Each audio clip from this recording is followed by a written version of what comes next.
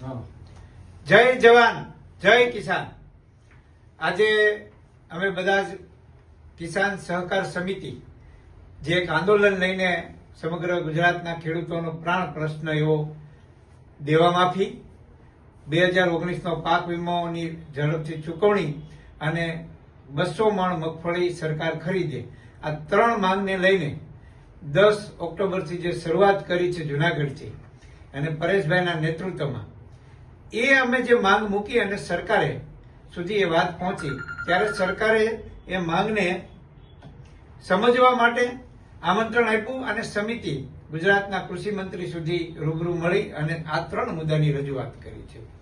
મિત્રો, ત્યાર પછી જેમને જાણકારી નહોતી અથવા તો અમારી જે સમિતિમાં ત્યાં હાજર નહોતા એવા લોકોએ સોશિયલ મીડિયામાં પોતાની વાતને મરોડી તરોડી અને મૂકી છે અને જે માંગ છે ખેડૂતોની જે છે એ વાતને ડાયવર્ટ કરવાનો પ્રયત્ન કોઈને કોઈ તત્વોએ કર્યો છે। એટલે આજે અમારે થોડાક ખુલાસા એની સામે કરવા છે। અમારી જે ત્રણ માંગ છે એ સરકાર જ્યાં સુધી ન સ્વીકારે ત્યાં સુધી ખેડૂતો વતી અમારી કિસાન સહકાર સમિતિ એ લડત ચાલુ રાખશે।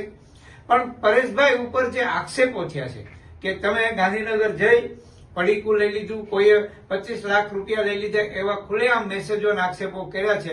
સોશિયલ મીડિયામાં આજે પોતાની વાત રજૂ કરવાનો સ્વતંત્ર અધિકાર છે, પણ એનો અર્થ એવો નથી કે જ્યાં સુધી તમારી પાસે પુરાવા ન હોય, કોઈ પણ પ્રકારના એવિડન્સ ન હોય અને તમે ગમે એવા ગપગોળા ચલાવો એ બિલકુલ વાજિબ છે। એટલે આજે અમારે ખુલાસો એ કરવો છે, પરેશભાઈ ગોસ્વામીએ જો કોઈની પાસે પુરાવા એવા હોય કે એમણે સરકાર પાસેથી પૈસા લઈ લીધા છે, પડીકું લઈ લીધું છે, 25 લાખ લઈ લીધા છે, આવી જે વાતનો એક પણ પુરાવો તમારી પાસે હોય તો અમારી સહકાર સમિતિ જે છે આ કિસાનો માટેનું જે આંદોલનની લડત વાળે એ સમિતિ વતી હું આપને આહવાન કરું છું, અમારી સમિતિનો સંપર્ક કરો અને પુરાવા લઈને આવો।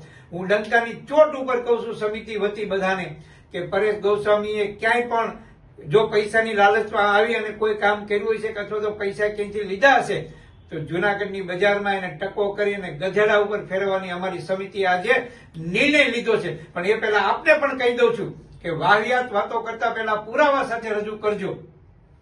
ગાંધીનગર ગયા છે તો સરકારના મંત્રી સાથે બેઠા છે, 1 by 1 વાત થઈ છે, ત્રણ મુદ્દાની મુખ્ય માંગણી હતી, એ અન્ય જે ખેડૂતોએ પોતાની વાત પણ ત્યાં રજૂ કરી છે। ફરી કહું છું, પુરાવા સાથે અમારી સામે આવી જાઓ, સમિતિ સામે પરેશભાઈને બાજુએ અમે રાખશું, તમે પુરાવા આપો અથવા તો તમારી પાસે જે કઈ એવિડન્સ હોય એને લઈને આવો, અમે ચોક્કસ પરેશભાઈ ઉપર પણ એક્શન લેશું। જય જવાન જય કિસાન।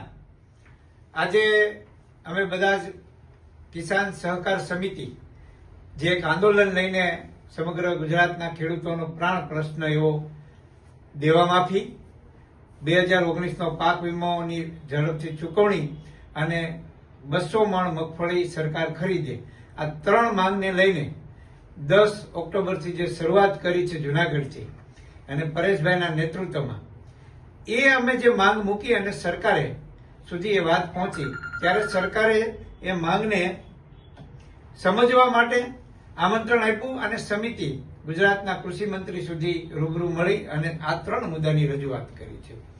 મિત્રો, ત્યાર પછી જેમને જાણકારી નહોતી અથવા તો અમારી જે સમિતિમાં ત્યાં હાજર નહોતા એવા લોકોએ સોશિયલ મીડિયામાં પોતાની વાતને મરોડી તરોડી અને મૂકી છે અને જે માંગ છે ખેડૂતોની જે છે એ વાતને ડાયવર્ટ કરવાનો પ્રયત્ન કોઈને કોઈ તત્વોએ કર્યો છે।